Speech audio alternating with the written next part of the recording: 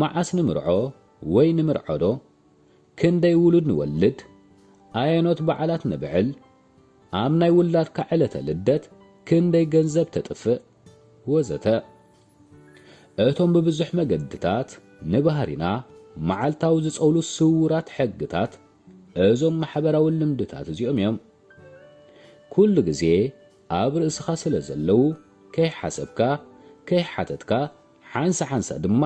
ከይዘከርካ ኢኻ እትስዕቦም ዝበዝሕ ግዜ ምስ ጉጅለኻ መጓዓዝ ጾር ኮይኑ ይስማዓካን እዩ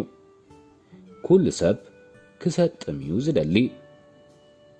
ኣብ ናይ ቸዝ ክእለትካ ተመርኪሱ ዓስቢ ኣብ ዝህበካ ስድራ ቤት እንተዓቢኻ ቸዝ ምጽዋት ክስሕበካ እዩ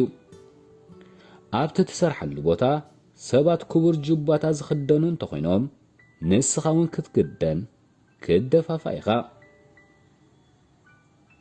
ኩላተን ብጾትኪ ዝፈልጣ ዋዛ ወይ ሓዳሽ ቃል እንተላ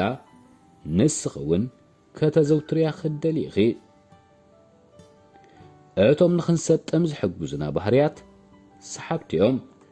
እቶም ብፍሉይ ንደግሞም ልምድታት ግና ናይዞም ሰለስተ ጉጅለታት እዚኦም እዮም